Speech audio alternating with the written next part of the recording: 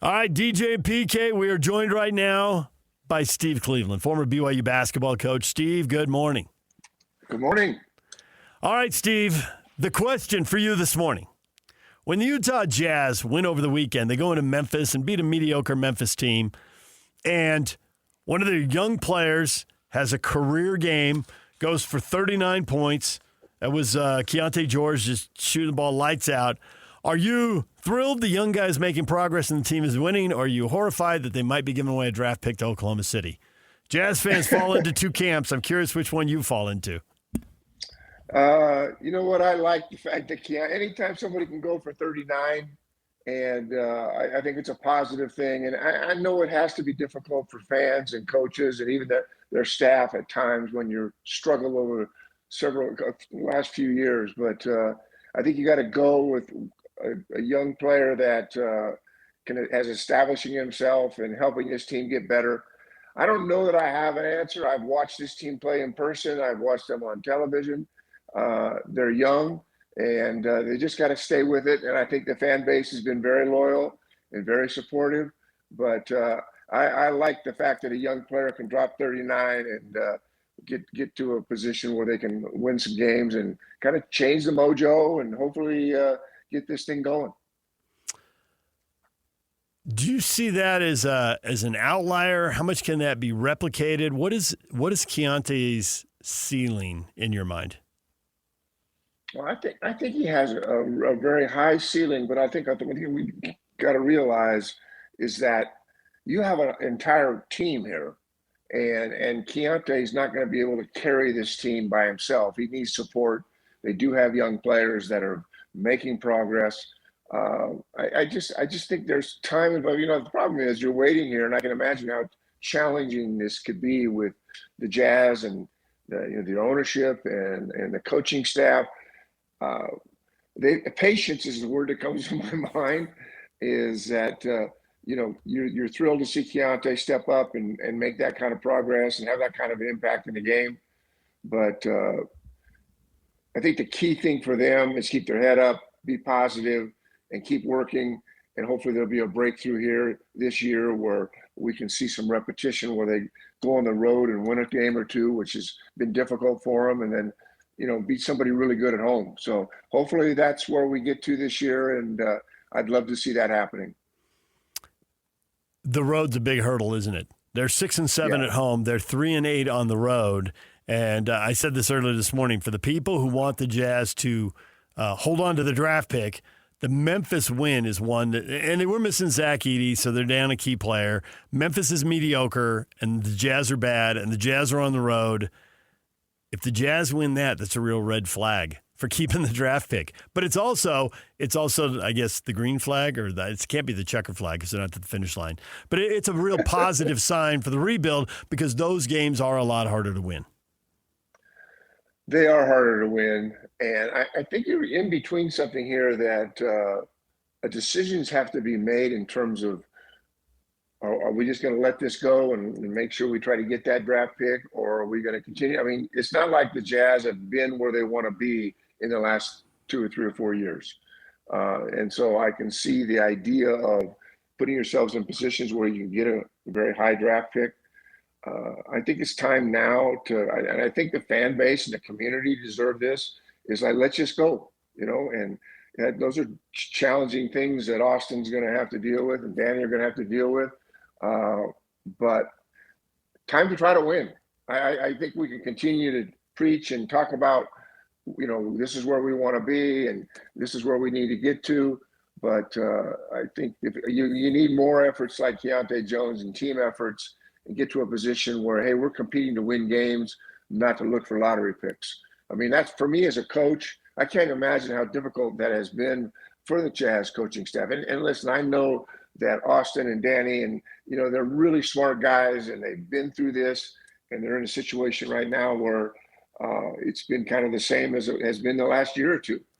Let's go win games. Let's help these players get better and find that continuity that whether it's on the road, like you said, you're 6-7 at home.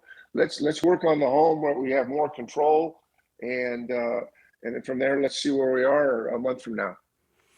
I'm going to give you a Lavelle Edwards quote, and you will have to pick the right time to deploy this quote, Steve. All right?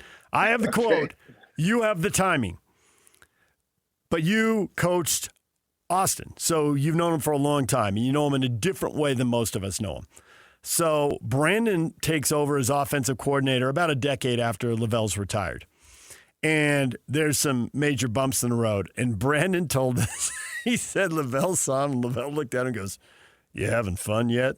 Can you hear Lavelle saying that? I can just hear his voice. "You having fun yet?" It acknowledged everything Brandon was going through and the fact that Lavelle knew everything. He'd been through it himself. "You having fun yet?"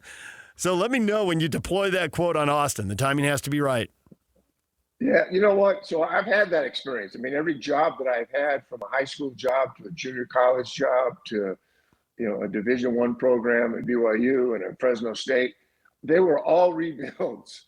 And I am quite certain that I have used that on my own staff and myself. It's like, are we having any fun yet? You almost have to laugh about it a little bit. I feel for Austin and for Danny and as they're rebuilding. But you know what? There is something fun about competing, putting yourself in a position where we get to the next step.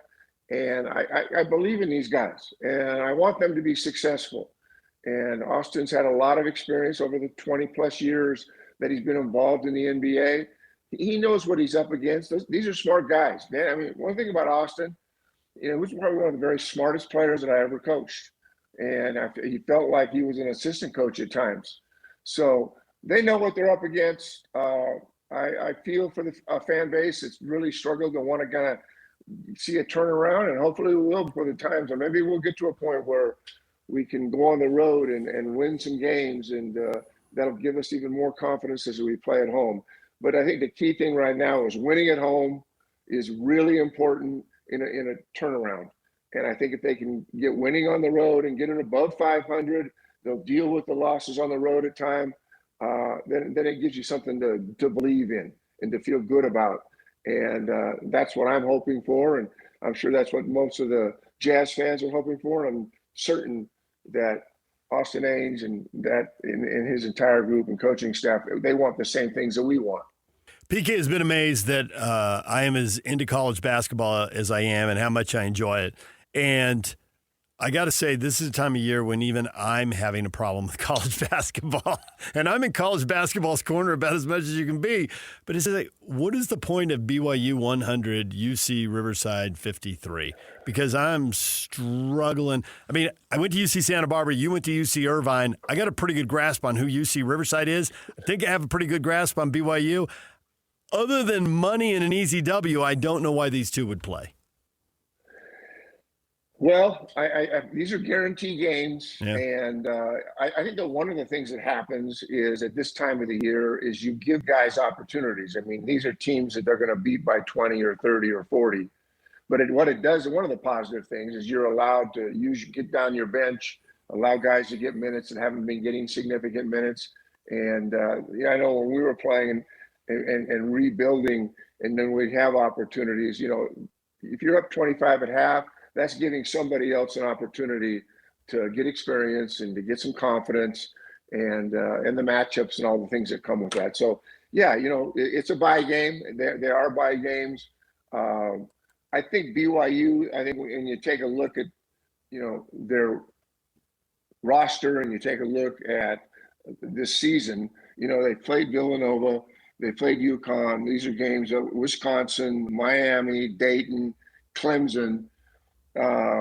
That's a pretty, challenging preseason conference. I see some of these teams, and they're 13-1, and every game's a blowout. I don't see any need for that. But I think as you put together, looking at your season as a whole, I think the preseason does provide some opportunities for guys to get play. And so when you see them playing a Cal Baptist or you see them play UCR, and you go, what in the heck? Why are we playing these guys? They played a pretty strong schedule. I mean, I look back, you look at their schedule, it's a pretty competitive schedule. Yes, there are some teams there that are blowouts, but sometimes that's what you need to get guys confidence, to get them playing time. Guys that maybe normally wouldn't be able to get significant minutes at important times in the game.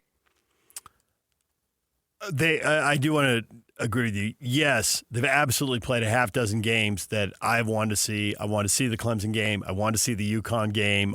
Even though it was an exhibition game, I went over to the Delta Center and watched them play North Carolina. So Yep. I've enjoyed all these big time games they put together. With my own pathetic high school basketball, I don't even want to use the word career. I hate when people talk about it. High school kids are playing basketball. They're not having careers.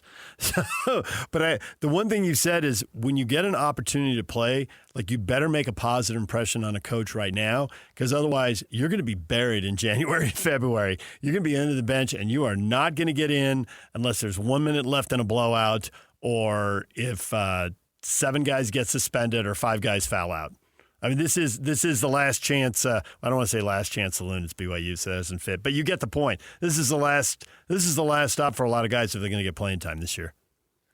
Well, yeah, that's true. And I mean, you start looking at this roster: AJ, Richie, Saunders, Robert Wright, Kennard Davis, Caleb Queta, Kostick, Boscovich, Diamande. You know, you got 7 or 8 guys that are playing the significant minutes.